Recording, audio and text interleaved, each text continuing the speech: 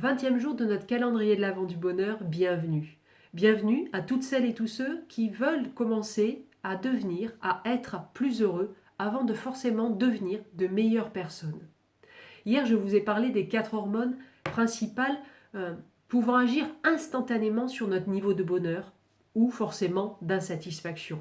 Ces hormones sont la dopamine, l'endorphine, l'ocytocine et la sérotonine. Je voudrais préciser un élément. J'ai à un moment parlé de Virginia Satir qui, en tant que psychologue américaine, disait qu'il nous faut 4 câlins par jour pour survivre, 8 câlins par jour pour nous entretenir et 12 câlins par jour pour nous développer. Quand je parle de câlin, c'est de câlin à l'américaine, c'est-à-dire les hugs, c'est-à-dire le fait d'enlacer et d'être enlacé par quelqu'un. Alors aujourd'hui, voyons le cercle vicieux du bonheur. C'est terrible d'associer cercle vicieux, vicieux et du bonheur, mais c'est comme ça. Vous avez dû remarquer que la description des hormones montrait que chacune recherchait une récompense différente. Par exemple, l'ocytocine recherche l'attachement, recherche la sécurité d'un groupe. Or, comme chacune veut une récompense ponctuelle, cela va à l'encontre du fait d'un bonheur durable, d'un bonheur de chaque seconde en permanence. Ça n'est pas possible. Et en fait, donc, ça veut dire qu'il n'y a rien de plus normal que d'avoir des hauts et des bas entre satisfaction et insatisfaction tout au long de notre vie. Et je trouve ça personnellement super déculpabilisant, pas vous? Par contre, nous pouvons essayer de ne pas tomber dans le cercle vicieux que chaque hormone peut créer. Allons découvrir un peu plus ça ensemble. Pour la dopamine, seule l'expérience nouvelle est utile. Le pic de cette hormone arrive rapidement, mais ça disparaît tout aussi rapidement. Peut-être l'avez-vous remarqué, vous êtes en train de manger un délicieux fondant au chocolat, mais en fait il est délicieux combien de temps? Quelques secondes, n'est-ce pas? En fait, la sensation disparaît rapidement et le cerveau pense déjà à autre chose avant même d'avoir terminé. Cette hormone, la dopamine, pousse ainsi soit à renouveler les expériences en cherchant des sensations toujours plus fortes, soit elle cherche des nouvelles expériences pour pouvoir s'activer. Cela peut être une quête sans fin qui va nous épuiser et donc nous rendre plus souvent insatisfaits que heureux. Pour l'endorphine, le cercle vicieux se manifeste par l'accoutumance physique. Il faut toujours aller plus loin et risquer toujours plus de se faire mal pour la retrouver. Les sportifs extrêmes connaissent très bien cela. Ce sont les base jumpers qui sautent du haut de falaise, ce sont les marathoniens, ce sont les gens qui pratiquent les trails. Ils sont à la recherche toujours de l'endorphine renouvelée.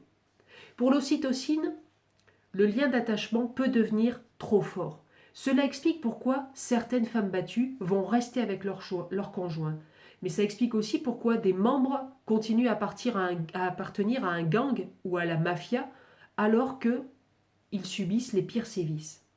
Le pic initial de sécurité donné lors de l'acceptation dans un groupe est tellement fort que l'impression reste ancrée même lorsque l'individu se rend compte qu'il est plus souvent trahi, qu'il est plus souvent malmené que heureux. A l'inverse, chez d'autres individus, le pic initial disparaît trop rapidement. Et ces personnes-là ont tendance à chercher sans arrêt d'autres groupes pour retrouver ce shoot et ne parviennent jamais à se fixer.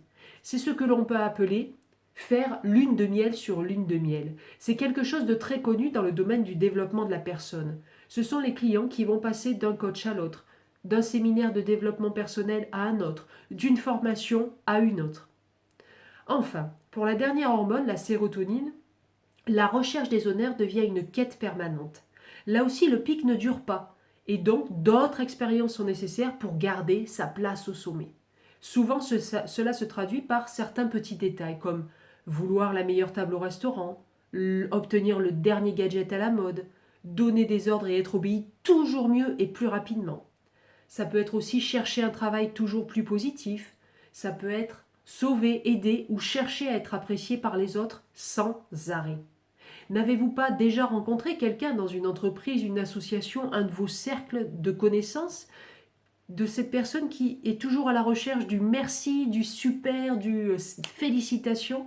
Dans le langage courant, on appelle cela des lèche-bottes, mais ça serait plutôt des lèche-sérotonine, non? Comme vous le voyez, chaque hormone peut rechercher sans fin toujours plus de la même chose. Et cela nous épuise. Et au lieu d'aller vers le bonheur, au lieu de nous créer du bonheur, ça va créer de l'insatisfaction. Ça peut même nous amener à souffrir. Alors que faire, me direz-vous? Eh bien, contre toute attente, je vous dirais, il ne faut rien faire. C'est ça. Ne rien faire. En fait, ne rien faire, ça permet de montrer au cerveau qu'on peut survivre à la menace sans forcément faire comme d'habitude, sans forcément faire quelque chose. Ça peut permettre de faire comprendre au cerveau qu'on peut cesser de voir des indices partout disant qu'il y a un danger, une menace, un risque. Et en fait, ça va apprendre au cerveau à gérer l'impression d'urgence. Fort de votre connaissance de tout cela, quand vous aurez envie de rechercher ce nouveau spot de surf, vous pourrez décider si c'est par plaisir ou si c'est la contrainte de l'hormone exigeant un nouveau pic d'endorphine. Ou encore, vous êtes en réunion et vous avez envie que l'on vous remercie pour ce super projet que vous avez mené à bien. Quand vous allez parler, demandez-vous, est-ce juste un remerciement que vous voulez pour vous, pour votre équipe, ou est-ce la sérotonine qui demande son énième preuve que vous êtes respecté? Il y a plein de choses à voir avec ces 4 hormones. En fait, posez-vous la question personnellement. Quelles sont les hormones qui vous dirigent le plus? Quelle récompense dans votre vie vous cherchez le plus souvent? L'attachement? Le challenge physique? La nouvelle récompense avec la sensation d'euphorie? Il y a forcément une hormone, voire 2 qui vous drive le plus.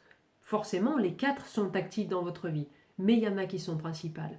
Donc essayez de vous analyser peut-être sur les derniers jours et regardez votre comportement. Quelle récompense cherchez-vous le plus souvent? Et maintenant, quand vous l'aurez identifié, demandez-vous qu'est-ce que vous pouvez faire à la place. Je vous souhaite une belle journée, je vous souhaite une belle réflexion, je vous souhaite de driver vos hormones plutôt que de les subir.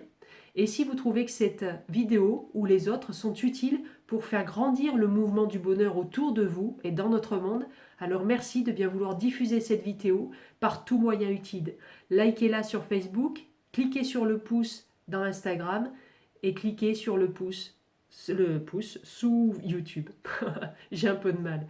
Je vous souhaite une bonne journée et je vous dis à très bientôt et merci de me suivre. Au revoir, à demain.